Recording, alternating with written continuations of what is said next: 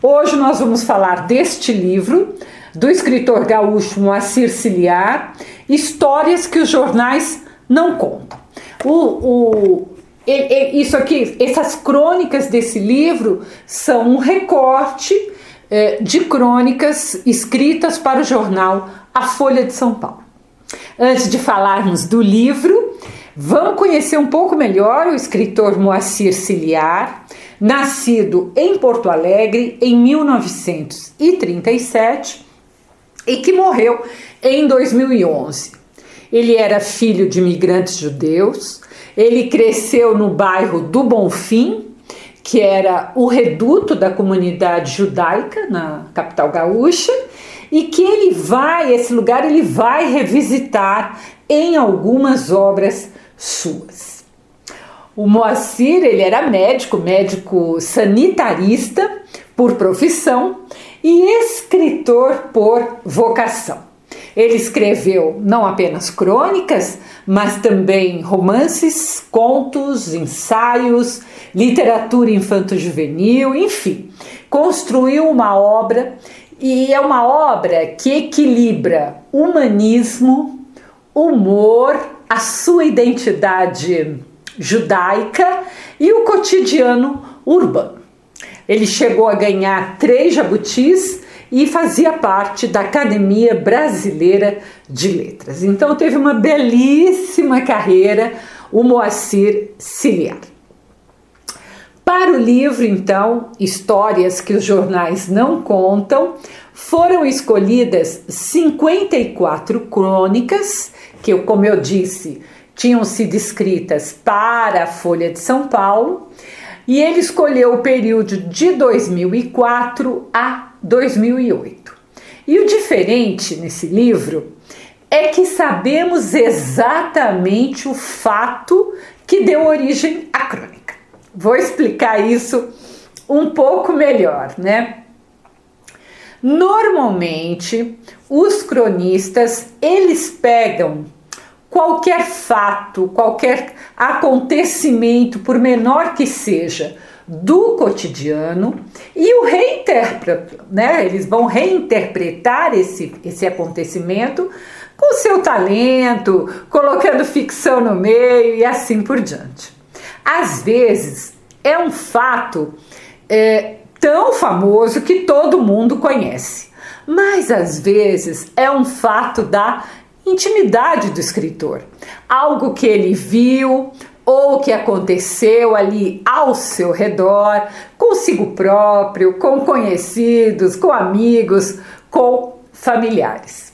Entretanto, mesmo se tratando de origem desconhecida, é um fato, um acontecimento do tempo. A crônica tem essa ligação com o tempo. Então o leitor é capaz de ler a crônica e compreender, mesmo sem saber quem são os protagonistas reais, da onde o cronista tirou aquela ideia. No caso das crônicas desse livro, antes da crônica começar, o Moacir ele colocou um trecho da notícia do jornal que inspirou a crônica dele. Então, primeiro a gente lê a notícia e depois a crônica comparando, né? E aí você vai perceber que nem sempre ele vai seguir a lógica do fato, ele vai por um caminho completamente diferente, dando asas à imaginação, né? Então, o autor ele faz isso, o cronista ele faz isso, né? E aí ele inventa consequências, inventa causas, né, sem necessariamente ser real. Os fatos relacionados, é claro que ele vai escolher os fatos muito diferentes, alguns até absurdos. Por exemplo, na crônica chamada Já Li Isso em Algum Lugar, qual era o fato real? O fato real é que fora criado um site com vários modelos de cartas que os usuários poderiam usar quando fossem terminar um relacionamento. Então esse é o fato. O Moacir Ciliar, a partir deste fato, dessa notícia, ele cria uma história em que um casal de namorados, os dois queriam terminar. E no momento de terminar, o que eles fazem? Eles usam os dois exatamente o mesmo modelo de carta retirada do site, tá? Então, ele vai um pouco mais do que o absurdo, né, de você ter que recorrer a um site, a uma inteligência artificial para terminar um relacionamento.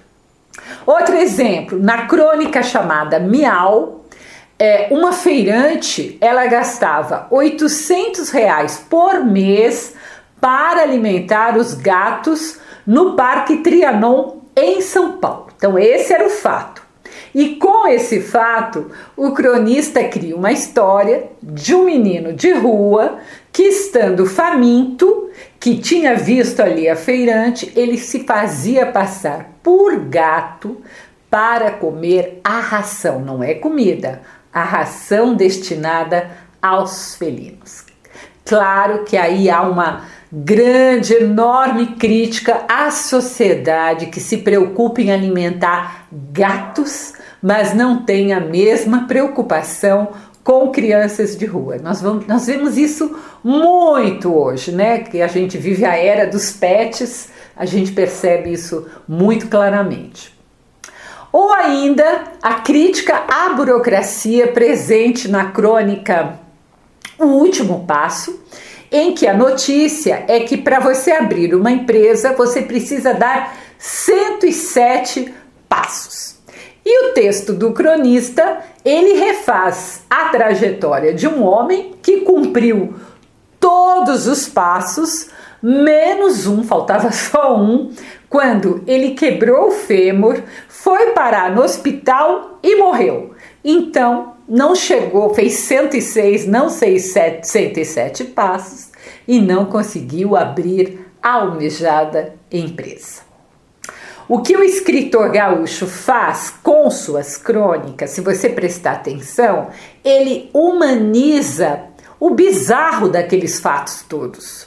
Se o jornal apenas noticia, por exemplo, que um papagaio aprendeu o nome do amante de uma mulher e ficava repetindo esse nome na frente do marido dela, que, claro, acabou descobrindo a traição, o que o cronista faz? O cronista, como já está ali o fato pronto, ele conversa com o papagaio. Ele dá conselhos, ele acha que o papagaio tem que vir morar no Brasil, que vai ter uma grande aceitação, né? Porque onde ele morava não deu certo. Muitas crônicas, elas tratam de personagens que são invisíveis no dia a dia das grandes cidades, como, por exemplo, o aposentado solitário, a dona de casa entediada com aquela vida, o trabalhador comum. São vidas que ganham um brilho mágico ou talvez até um brilho cômico sob a lente do Moacir Ciliar. Ao lermos, né, os fatos que aparecem antes da crônica, nós percebemos que há um realismo fantástico no dia a dia que a gente nem se dá conta, né? Que não é preciso criar grandes monstros ou recorrer à magia para já ter na nossa realidade esse realismo fantástico.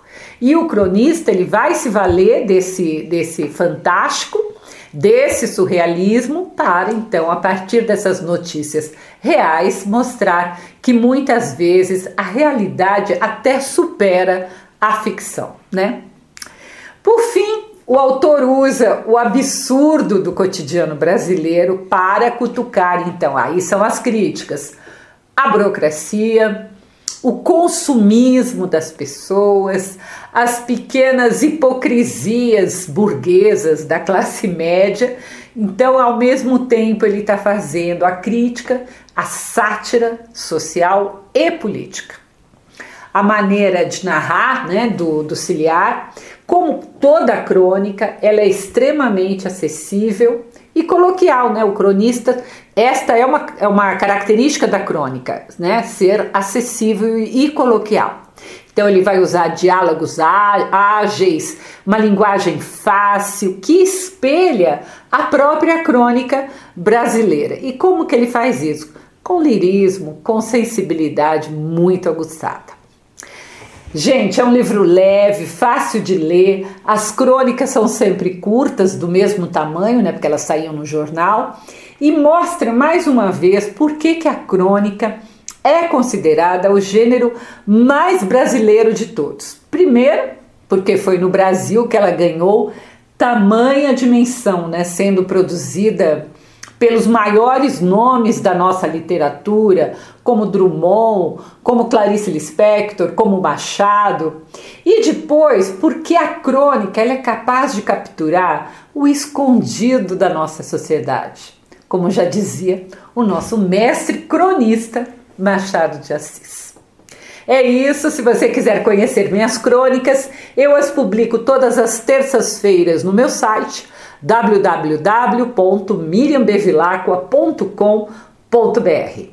Dê seu like, compartilhe, se inscreva no canal, ainda vamos falar muito de crônica, né? A grande crônica brasileira.